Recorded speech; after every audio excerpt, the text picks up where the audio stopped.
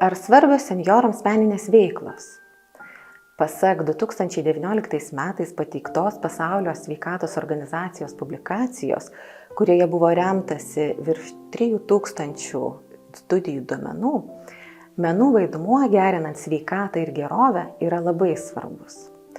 Tyrimai analizuojantis poveikį vyresnio amžiaus žmonių bei žmonių su negale sveikatai rodo, jog kultūrinės veiklos prisideda tiek prie fizinės, tiek prie psichologinės gerovės. Tai galima būtų įvardinti įvairius aspektus. Pavyzdžiui, meninės veiklos padeda sureguliuoti emocinę būvį. Taip pat padeda išreikšti emocijas. Meninės veiklos stimuliuoja kognityvinės funkcijas, skatina išlikti visapusiškai aktyviais ir smalsiais. Taip pat meninės veiklos labai prisideda prie tarpusavio ryšių stiprinimo, socialinės gerovės, skatina fizinį aktyvumą ir dar daug naudų. Taigi bendrai paėmus, meninės veiklos stiprina sveikatą ir gyvenimo kokybę.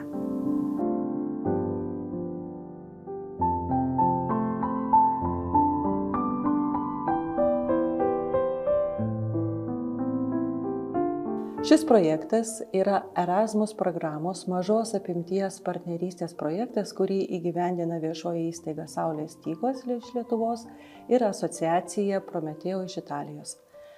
Šios organizacijos bendradarbiauja, kuriant inovatyvius mokymus, grindžiamus menų terapijos principais bei priemonėmis ir skirtus vyresnių nei 60 metų amžiaus žmonių gyvenimo kokybei gerinti. Kuriant metodinę medžiagą šiems mokymams, bendradarbiauja tarpdisciplininė komanda, menininkai, menų terapeutai, socialiniai darbuotojai, suaugusių švietėjai ir metodinė medžiaga buvo išbandoma organizuojant kūrybinės laboratorijas, paremtas neformaliuoju mokymusi, ekspresyviųjų menų, muzikos, dailės, teatro, šokio, išraiškos priemonių taikymu bei refleksyvia praktika. Mokymų kurso medžiaga pateikiama internetinėme kurse Socialinių darbuotojų ateitis ir yra laisvai prieinama visiems vartotojams anglų, lietuvių ir italų kalbomis. Džiugu, kad projekto veiklose socialinės gerovės srityje dirbantys specialistai bei aktyvūs senjorai teigiamai vertina ir noriai panaudoja sukurtą medžiagą, gerinant senjorų gyvenimo kokybę bei telkiant jų bendruomenę. Įgyvendinant projektą vyko seminarai tiek Lietuvoje, tiek Italijoje.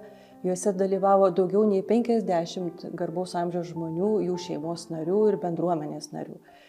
Šie renginiai buvo grindžiami šeimos istorijų prisiminimais, jų įprasminimu per meninės veiklas. Šios veiklos suteikė daug džiugių akimirkų žmonėms dalyvaujantiems veiklose ir paskatino juos prisiminti savo malonius gyvenimo įvykius. Projekto veiklų įgyvendinimo metu išryškėjo metodinės medžiagos pritaikymo poreikis įvairioms senjorų grupėms. Apie veiklų pritaikymą atsižvelgiant į individualių žmonių poreikius, menų terapeutai dalinosi savo patirtimi su socialiniais darbuotojais projekto baigiamajame renginyje. Projekte dalyvaujantys specialistai mato didelę prasmę ir toliau dalinti savo patirtimi apie meninę veiklų taikymą, apie jų naudą su specialistais, kurie šiuo metu dirba įvairius poreikius turinčiais senjorais. Mes labai tikimės, kad kuo daugiau specialistų taikys ateityje meninės veiklas, siekdami senjorų gyvenimo kokybės gerinimo.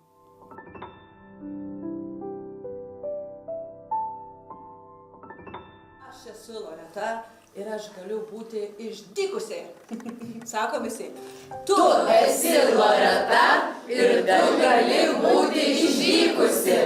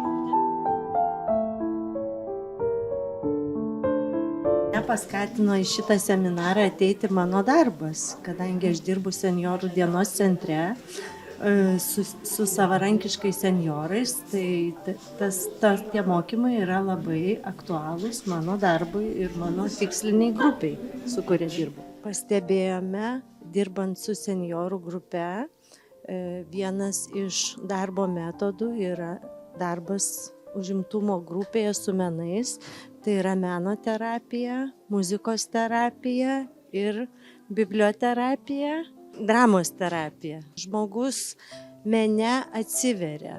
Aš jaučiuosi labai laiminga ir iš tikrųjų esu tarsi kliento kailyje, paslaugų gavėjo. Jaučiu tą, ką jie turėtų jausti.